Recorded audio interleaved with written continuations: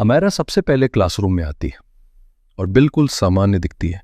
कुछ देर बाद उसकी फ्रेंड क्लासरूम में आती है। अमायरा उससे मिलती है। दोनों के बीच एक नॉर्मल स्कूल इंटरेक्शन जैसा दृश्य दिखाई देता है। इसके बाद अमायरा डांस क्लास में जाती है। वो बाकी बच्चों के साथ एक्टिविटी में शामिल होती है। वो पार्टिसिपेट करती है, डांस करती है और पूरे समय एक नॉर्मल एक्टिव चाइल्ड की तरह दिखाई देती है। फिर अमायरा वापस क्लासरूम में आती है। कुछ बच्चे टेप जैसी चीज से खेलते दिखाई देते हैं। क्लासरूम में मटेरियल इधर उधर हैंडल होता दिखता है। सीजर जैसी चीज भी बच्चों के हाथों में दिखाई देती है। इसके बाद अमायरा के आगे बैठे बच्चे डिजिटल स्लेट निकालते दिखाई देते हैं। ये वही डिजिटल स्लेट है जो क्लासरूम में अलाउड नहीं होनी चाहिए थी।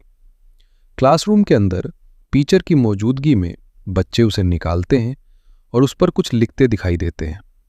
फिर वही डिजिटल स्लेट बार बार अमायरा को दिखाई जाती है।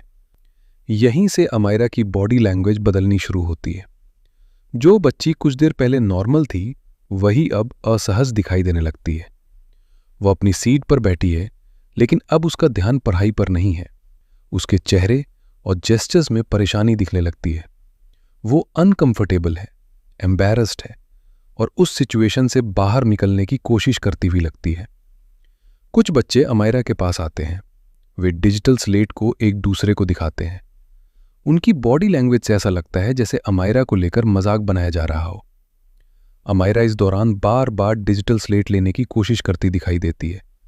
लगभग 1 घंटे तक ये सब चलने के बाद अमायरा पहली बार खुद क्लास टीचर पुनीता शर्मा के पास जाती दिखाई देती है। ये मोमेंट बहुत महत्वपूर्ण है। वो चुप नहीं रहती, वो अपनी बात रखने की कोशिश करती है। जिस डिजिटल स्लेट पर बार बार कुछ लिखकर उसे दिखाया जा रहा था, जिस वजह से वो परेशान और एम्बैरेस दिखाई दे रही थी, इस समय अमायरा की बॉडी लैंग्वेज साफ दिखाती है कि वो हेल्प चाहती है। वो चाहती है कि टीचर इस बात को रोके, लेकिन तभी अमायरा के आगे बैठा बच्चा भी टीचर के पास आ जाता है। वो अमायरा की तरफ इशारा करता है और क्लास टीचर से कुछ कहता दिखाई देता है। अब जिस बच्ची ने खुद कंप्लेन करने के लिए टीचर के पास कदम बढ़ाया था, उसी मोमेंट में बात फिर उसके ऊपर घूमती हुई दिखाई देती है। यहां अमायरा अकेली पड़ती हुई दिखती है।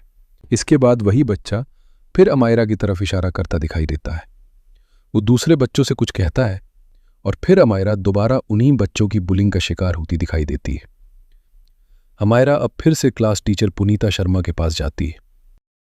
वो टीचर की तरफ जाकर कुछ समझाने की कोशिश करती दिखाई देती है। उसकी बॉडी लैंग्वेज में एम्बैरेसमेंट साफ दिखता है।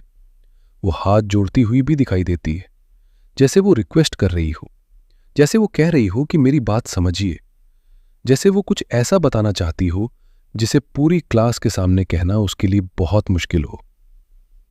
ऐसे सेंसिटिव मोमेंट में चाइल्ड सेफ्टी प्रोटोकॉल तुरंत एक्टिवेट होना चाहिए था। अमायरा को पीयर ग्रुप से अलग करके शांत जगह पर ले जाना चाहिए था। उसकी बात प्राइवेटली सुनी जानी चाहिए थी। क्लासरूम डिसिप्लिन रिस्टोर किया जाना चाहिए था और जरूरत पड़ने पर काउंसलर या सीनियर स्टाफ को इन्वॉल्व करना चाहिए था। लेकिन फुटेज में ऐसा कोई clear child safety protocol activate होता दिखाई नहीं देता।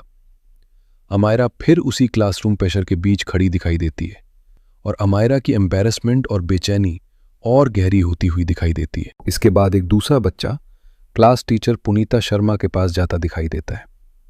जिस बच्ची ने पहले खुद बुलिंग और डिजिटल स्लेट वाली बात को लेकर टीचर तक पहुंचना चाहा था, अब वही बच्ची क्लासरूम में कंप्लेंट्स के बीच घिरती जा रही है। अमायरा फिर खुद को डिफेंड करने के लिए टीचर के पास जाती है।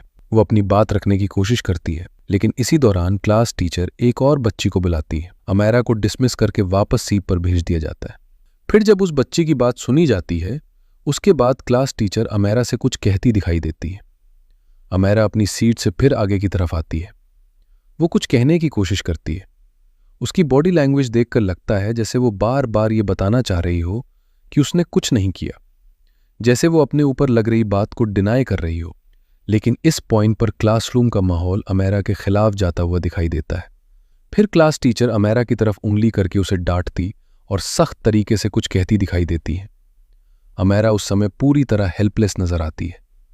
वो अपनी बात समझाना चाहती है, लेकिन हर बार उसकी बात बीच में दबती हुई दिखाई देती है। इसके बाद अमायरा के आगे बैठा बच्चा फिर अपनी सीट से उठता है। इस दौरान वह अमायरा की तरफ भी इशारा करता है और किसी दूसरे बच्चे की तरफ भी उंगली से पॉइंट करता हुआ नजर आता है।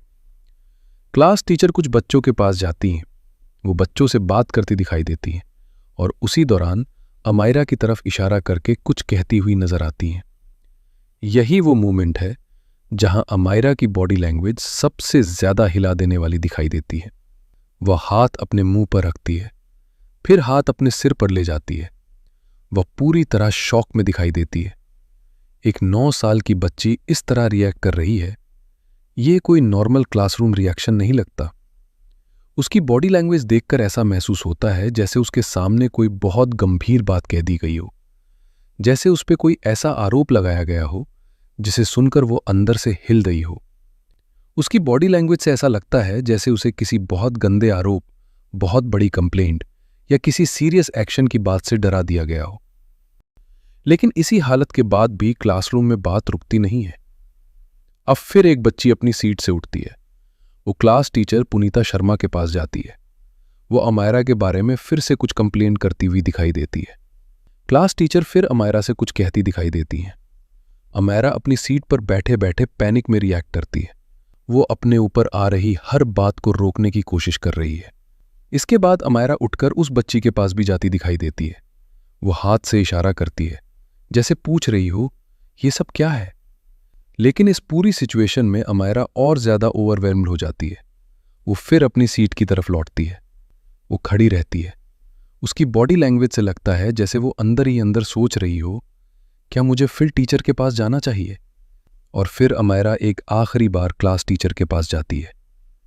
लेकिन टीचर की बॉडी लैंग्वेज स्ट्रिक्ट दिखाई देती है, जैसे अमायरा को फिर किसी सीरियस कॉन्सिक्वेंस या एक्शन जैसी बात से डराया जा रहा हो। और फिर बातचीत के बीच ही अमायरा अचानक क्लास से बाहर निकल जाती है। वो नॉर्मल तरीके से बाहर नहीं जाती।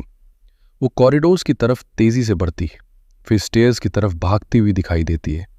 और अब वही 9 साल की बच्ची स्कूल बिल्डिंग में अकेली भाग रही है। लेकिन कोई फ्लोर अटेंडेंट उसे रोकता हुआ नहीं दिखता। कोई टीचर तुरंत उसके पीछे जाती हुई दिखाई नहीं देती। क्लासरूम में एंटी बुलिंग रिस्पॉन्स नहीं दिखा, काउंसलिंग सपोर्ट नहीं दिखा। और पुलिस अभी तक ये साफ नहीं कर पाई कि क्लासरूम के अंदर अमायरा से ऐसा क्या कहा गया जिसने एक 9 साल की बच्ची को इतना डरा दिया कि वो इतना गंभीर कदम उठा बैठी। एक डरी हुई 9 साल की बच्ची ग्राउंड फ्लोर से 4th फ्लोर तक पहुंच जाती है। ये एक प्रिवेंटेबल इंसिडेंट था, लेकिन नीरजा मोदी स्कूल की गंभीर लापरवाही, फेल्ड सुपरविजन और चाइल्ड सेफ्टी सिस्टम फेलियर की वजह से अमायरा को अपनी जान गंवानी पड़ी।